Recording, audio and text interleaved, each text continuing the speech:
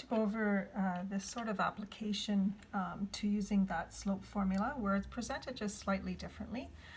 In this case, you are given 2 points, point A and point B, and notice in point B you don't know what the x value is. But you do know that these 2 points will have a slope of 2 over 3. So we can solve for x using the same formula as we use for slope. So I'm going to start off by labeling our points. So this A is our first point, so I'm going to call it x1 and y1. So our x1 is -4 and our y1 is 2.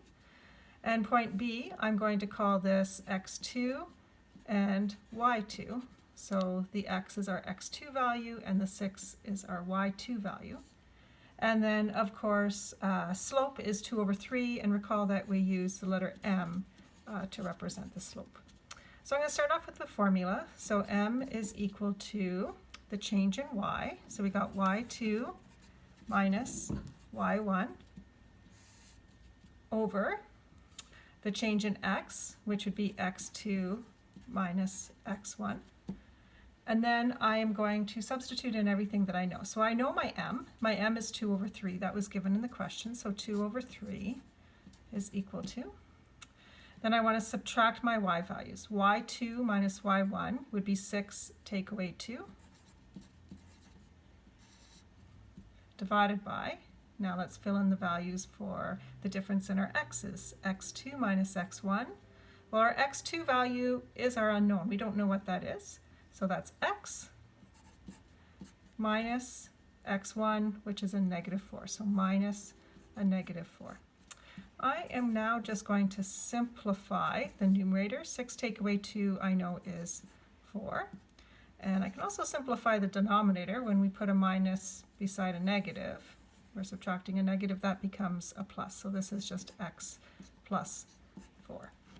And if you go back to your solving equations unit, whenever you had a fraction equal to another fraction, we could do something called cross multiplying.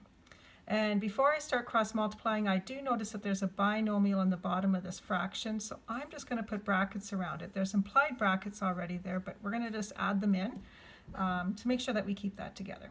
So cross multiplying means you're going to multiply the top of one fraction times the bottom of the other. So this would be 2 times x plus 4, then equals the bottom of this times the top of that one would be 3 times 4, and of course 3 times 4 is 12. And then to solve this equation, I'm going to expand into the brackets. 2x plus 8, remember we're just multiplying, is equal to 12. And then to solve the equation, we want to bring the 8 across the equal sign. And the opposite of adding 8 is subtracting 8. 12 take away 8 is 4. The opposite of multiplying by 2 is dividing by 2. So I'm going to divide both sides by 2. And I get that my x value is 2. Okay. So we've just solved for x. That means if we put in a value of 2 in for here for x, the slope between these 2 points would come out to be 2 over 3. And this is the algebraic method of how to solve for x.